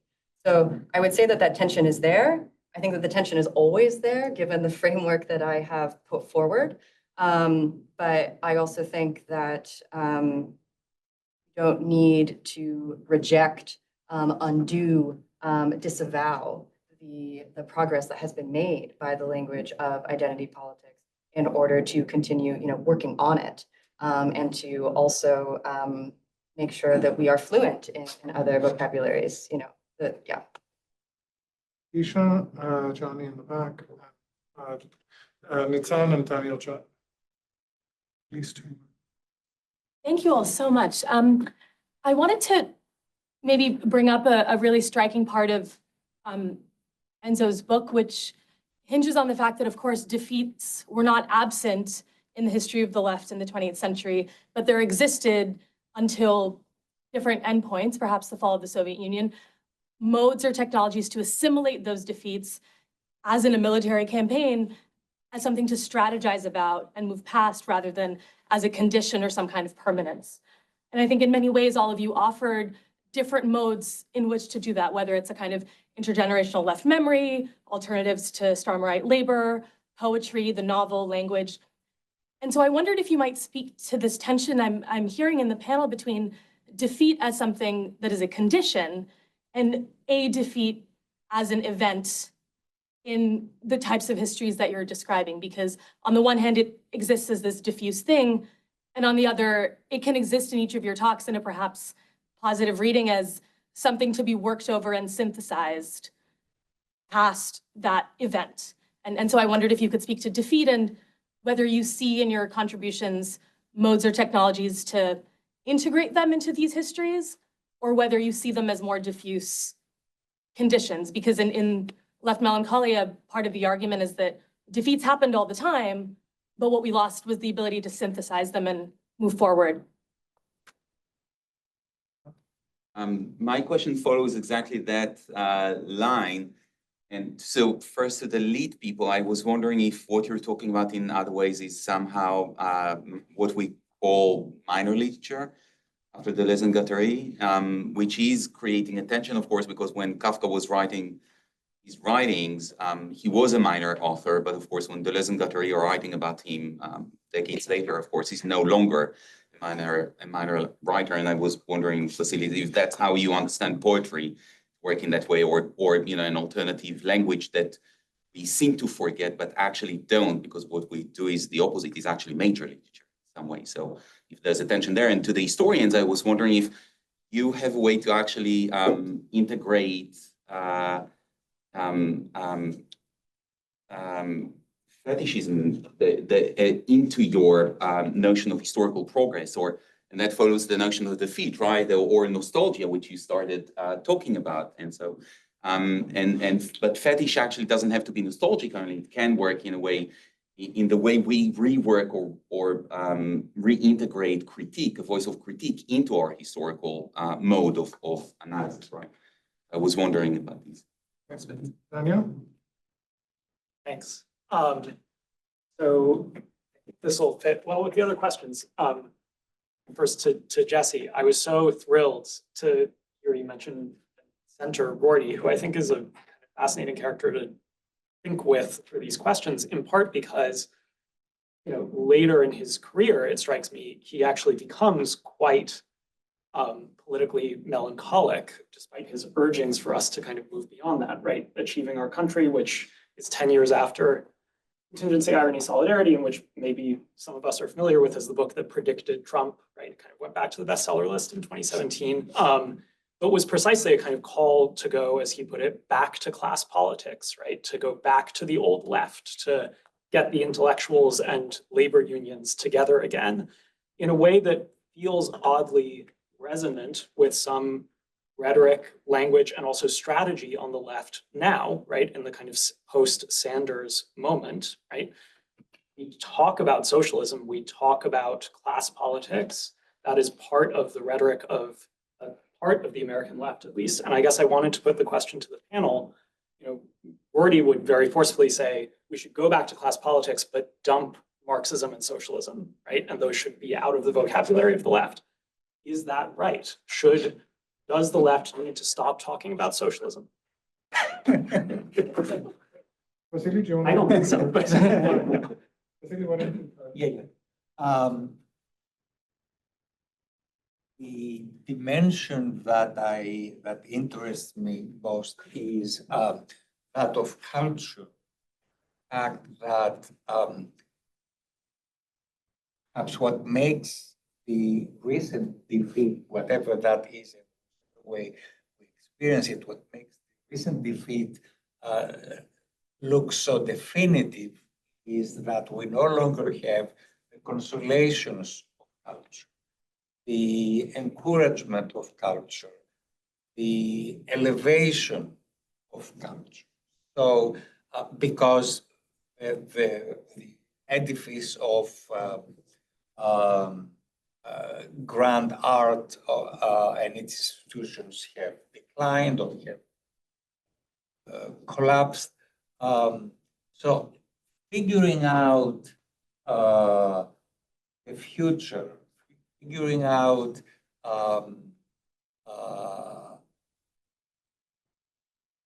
expectation, and figuring out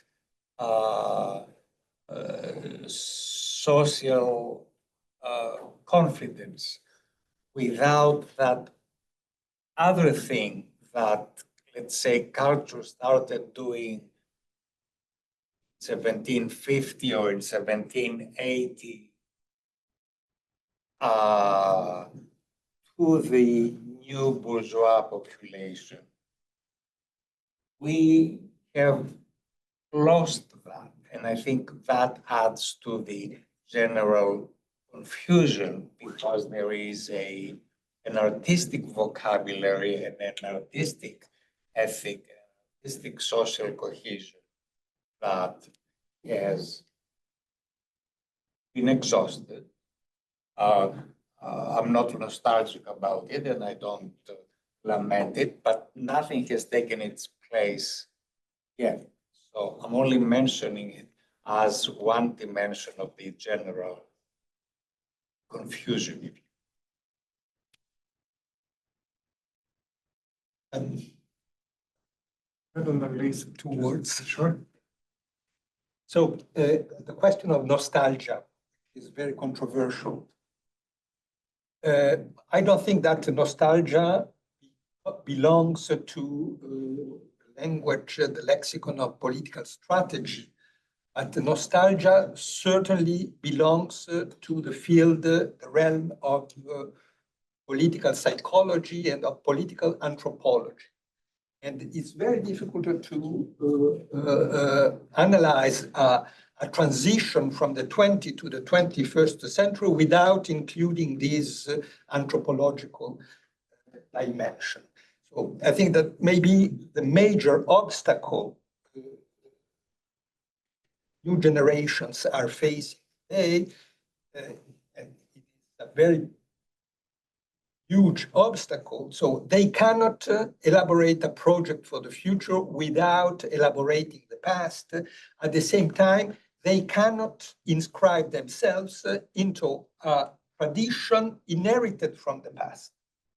So that's a big problem. Is that so? Some achievements are important. So speaking of identity politics, the language of identity politics created. So, for instance, the 20th century left wasn't intersectional. When I mentioned this military paradigm of revolution, it wasn't intersectional. The concept of intersectionality is a great achievement for the new social and political movements today. But at the same time, recognizing that a military paradigm of revolution is exhausted, and which is obvious, doesn't mean that many problems it faced are resolved. The question of violence is a question of the 21st century, a big question. Think of, the paralysis, one way in which the Arab revolutions came. Think of so what is happening in Gaza today, a lot of problems like that.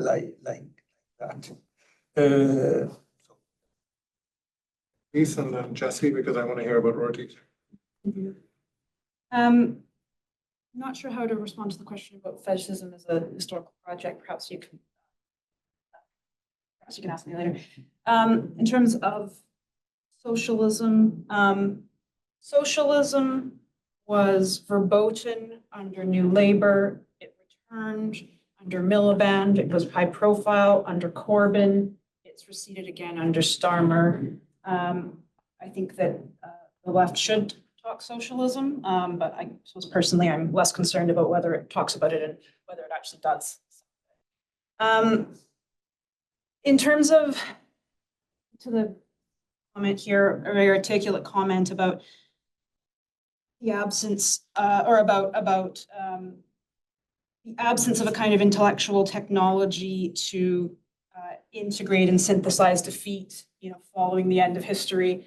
And I think I think that's true. I think that's what we're all grappling with in some way. I do want to, just as my final word, castigate myself and actually this whole panel in a friendly way for not talking about the institutional technologies for this, such as unions. We haven't talked at all about trade unions, about industrial labor, about organization, and about the centrality of these kinds of institutions for providing the language, the context, and the site of struggle in which to actually develop a cohesive, progressive political project. And ideas are big, institutions also.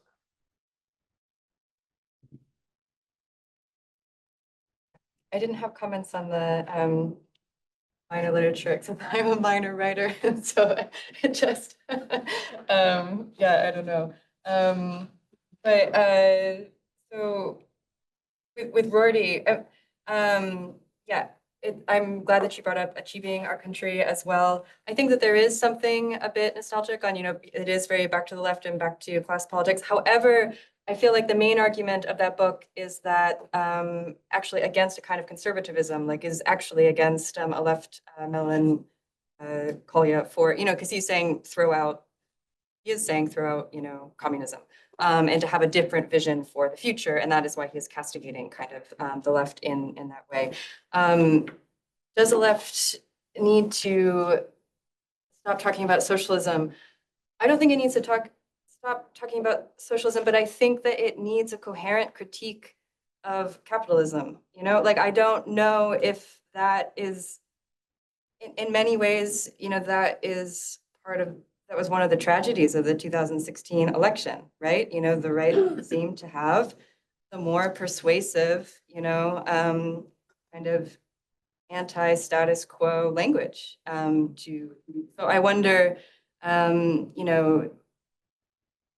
yeah, it's like how many conversations are you having at once? So not, you don't have to stop talking about socialism, and that are you describing? Do you have a coherent critique of capitalism? Does that feel energetic and constant and, recognizable by the people that you're trying to reach? So I have Andy Rambar, Tina Grossman, Yoshino, and Nick Barron. And then if we can get through the first four, and we still have time, Andrew Bismarck, if you can try being on a briefer side, I'd appreciate it. And okay.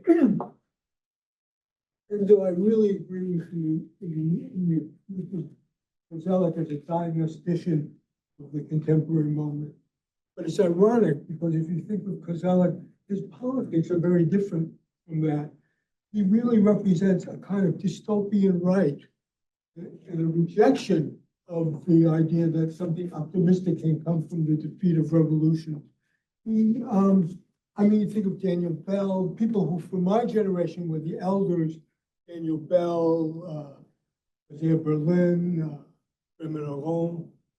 They represented a very different response to the defeat of Bolshevism. They saw it as essentially an opportunity to project a very conservative view of society. So I would let me see something else. Jessi, I thought your analysis was very good, but I wondered about your use of Rorty and Nietzsche. But Wendy Brown, one of her most exciting essays, talks about Nietzsche as the progenitor of a kind of apocalyptic nihilism, which she sees as very characteristic of today's movements. Adina? Yeah. In some ways, as I was listening, I was wondering, how much of this we sort of cover when we invoke, as I think some of us do frequently these days, this optimism of the will, pessimism of the intellect. I mean, sort of, Gramsci hovering over us, and sort of how that, might sort of, cover some of where we're at. And that's a very broad question. And then the more sort of very presentist specific question has to do with, how you are being, what does seem to be this paradox right now, which is on the one hand, we do see this, very vibrant and sometimes, obviously to many people, very threatening mobilization of young people. And, what's happening on campuses today. I mean, it's not like everything is quiet and depressed, on the contrary. And yet at the same time, there is all of that anxiety and sense of, we are acting now, but we cannot really imagine our ways into the future, along with this sort of other paradoxical development I think, in terms of, this back to New Yorkers, maybe, some personal life for younger people. But on the one hand, this search for partnership, for family, for fertility, for, this kind of stability, at the same time that that these categories are being questioned. And all of that then feeding into, last sentence, all of that feeding into the immediate question that so many of us are sort of sitting with, which is, what do we do with a mobilized younger generation that, for all kinds of understandable reasons, does not want to vote in the next election? I mean, I just wanted to ask you a question, because I feel like Melancholia, I didn't hear the concept of shame. For example, in Davos, I heard Millet talk about socialism, against it so much. And on the other hand, I heard the president of the Socialist International, Pedro Sanchez, not say a single word of it. And when I talked to them, so I get that. My question was really the fact that God, shame were not part of that Melancholia. And the second part is, where do you draw the left? Because when I hear Enzo, I feel the left is communist, and what's on the right is socialism, is not part of your discussion of Melancholia. And when I go to Jessi, I would go all the way to the liberal. So where do you each one draw the left? Great, timing myself. So my question cuts across all four presentations, so everyone wants to take it. But my question centers on another additional concept, which is apathy, as distinct from resignation or disaffection or melancholia. And I don't want to naturalize an economic or quantitative idiom for describing political emotions, nor am I claiming that describing or deploying the concept of apathy as an analytic somehow doesn't constitute a political orientation in its own right. But it is a concept that has a long pedigree stretching back to the French Revolution. Out of Apathy, the collection edited by E.P. Thompson, the New Left Review coterie before he got kicked out in the 60s. Sociological studies of voter demobilization, et cetera, et cetera. So how might you tether apathy, either those whose despair dissipates to a zero on the affective barometer, or those that never cared in the first place, to this left melancholic structure of feeling that you've anatomized? That's 1 minute and 4 seconds.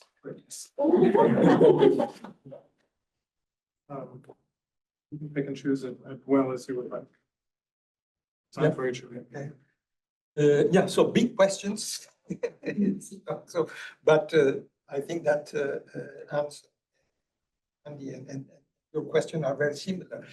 At the beginning of my talk, I said I would like to define the left in ontological terms. This means so a project for changing the world, liberation from below, self-emancipation, democracy, freedom, but also social justice, and gender, race. This means that today the left is a very heterogeneous, very large, and sometimes very contradictory constellation, which we can put a lot of different movements in different countries and continents. It seems to me that what we called the left in the 20th century failed in all its components. Communism failed, that's, I think that everybody would agree, but socialism, social democracy failed because for a while, social democracy appeared as a viable alternative to Stalinism, for instance. Because so I belong to a continent in which social democracy achieved a lot of conquests in the post-war years in terms of education, health, income, retirement, so improvement of conditions, life conditions for ordinary people. But I think that the social democracy could play his role because we were in the 20th century, because capitalism was facing an enormous challenge that was called communism, and capitalism was compelled to take a human face, to humanize itself. And once communism failed, social democracy became a component of neoliberalism. I have to recognize that all heretical currents of communism, anti-Stalinist communists, Trotskyists, for instance, so failed too. They didn't appear as a valuable alternative to the failure of Stalin. So the new generations have to reinvent the left, to create a new model. Which way? So this is an enormous problem. But which role can nostalgia play? Because I spoke, nostalgia can also be a very problematic dimension of left-wing melancholia, because nostalgia can be paralyzing, can produce forms of passivity, sterility, etc. But if we live in a world dominated by individualism, competition, I think that the nostalgia for a time in which people were deeply convinced that they were able to change the world through collective action, this nostalgia is not so bad. So it's something that could also be incorporated in this structure of feelings of the left.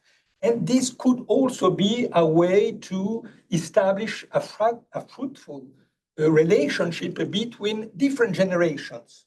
Because what are living many young people is what I lived when I was 20 years old.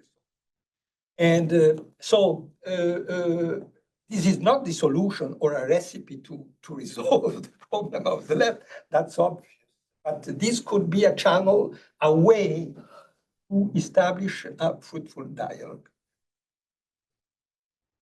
I think I had a very short answer to, where do we draw the left, which I think is a great we all actively avoided.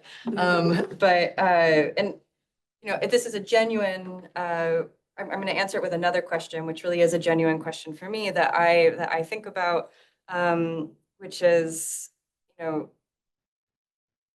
when should we try to express revolutionary politics through mainstream politics, and when are those separate projects? And that is a real question for me, because I think that there's such an important role for revolutionary thought, for revolutionary activists. When do we channel that energy through, mainstream electoral politics, and when do we not? It's a genuine question for me, and I think it would be probably relevant to a more direct answer. I think that personally, I'm looking for very new things and answers, not answers, for new questions, and new beginnings. More than ever in the last probably 2.5 centuries, I think this is a moment for a new start and for things that have not been said before and that perhaps right now, today, we cannot imagine. It's a moment for entirely new institutions and entirely what Foucault calls practices, where things will be invented anew. And the horizon is open and unknown, but I think agreeing with what Enzo said about the failures of the revolution and the left, only a new invention, radically surprising and offensive ways will. On the, on the vexing question of where do you draw the left, I mean, it's a great one. It's particularly, fraught in the British context because, of course, the Labour Party has had to be in a tent which has incorporated huge elements of a straightforwardly liberal tradition in with socialist elements. The British left, of course, is bigger and includes many much more far left groups, but also there's a challenge, I think, often in my field, colleagues who work in similar stuff, we might often say we look at progressive politics, and so as to include aspects of the left of liberal tradition, which fall outside of the Labour tent. And obviously the language of progressivism here is pretty fraught in terms of exactly what we're trying to talk about. And that's something we haven't really focused on that much here. I think, problematic teleology, I think, in your work is very much the teleology of Marxism, but of course that interfaces with the teleology of liberal progress. That's another panel. And out of apathy, E.P. Thompson, I just think a great example of work that is an example of constructive left melancholy. Well, I think it's time to thank our.